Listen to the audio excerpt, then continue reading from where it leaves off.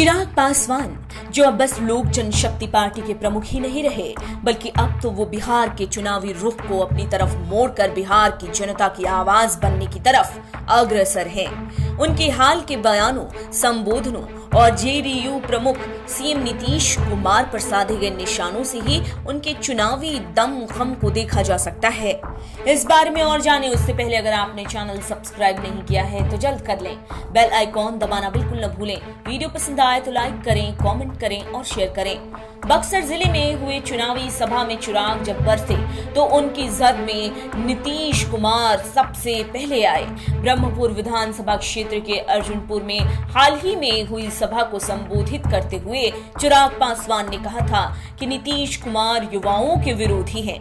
अगर युवा उनसे रोजगार को लेकर सवाल करता है तो वे आग बबूला हो जाते हैं। शिक्षा की व्यवस्था सीएम जानबूझकर सूबे में चौपट कर रहे हैं, जिससे कि सूबे के युवा शिक्षित न हो, क्योंकि जब युवा शिक्षित हुए तो रोजगार की मांग करेंगे। चिराग ने ये तक कहा कि 15 सालों में इन्होंने कोई रोजगार सृजन नहीं किया। चिराग किसी भी तरह से निशाने साधने में पीछे नहीं है। इसके अलावा अगर उनके ऊपर कोई बयानबाजी करता है तो वे इसका पलटवार भी बड़े ही दमदार तरीके से दे रहे हैं, जो सीधे बिहार की जनता पर इफेक्ट कर रहा है। उन्होंने बिहार की जनता से ये तक कहा कि 15 साल के बदले आप मुझे 18 दिन का मौका दें। अगर बिहार की सूरत नहीं बदली तो मैं फिर नहीं आऊंगा आप सबों के बीच।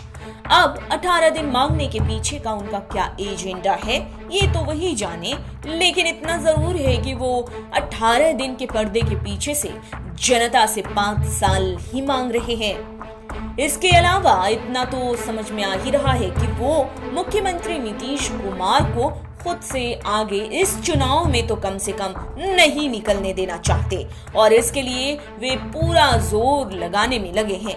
सीएम पर उन्होंने तंज कसते हुए ये तक कह दिया कि बिहार में मुख्यमंत्री की योजना 7 निश्चय में भ्रष्टाचार हुआ है, जिस पर से पर्दा हटाने के लिए मुख्यमंत्री के पद से नीतीश कुमार को हटाना जरूरी है। उन्होंने ये बात बेहद जोर देकर कही कि लोजपा गठबंधन की सरकार अगर सूबे में बनी तो हर हाल में इसकी जांच होगी। भ्रष्टाचार में जो नेता या अधिकारी शामिल होंगे उन्हें बख्शा नहीं जाएगा। देखने वाली बात यह है कि अगर चिराग इस तरह के वादे कर रहे हैं तो इतना जरूर है कि जनता को ये तो लगने ही लगा है कि चिराग के आने से राज्य का कुछ भला हो सकता है। चिराग ने मतदाताओं से ये तक कहा कि सूबे में रोजगार, इलाज के साथ ही शिक्षा की बेहतर व्यवस्था बिहारी फर्स्ट मिशन के तहत की जाएगी, जिससे कि अन्य प्रदेशों के लोग बिहार में रोजगार व अपना इलाज कराने आएंगे।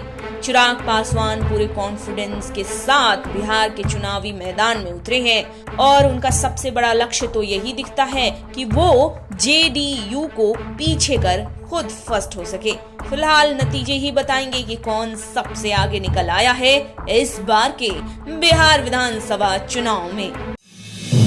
आप देख रहे हैं नेट्रिक न्यूज, साहस सच कहने का।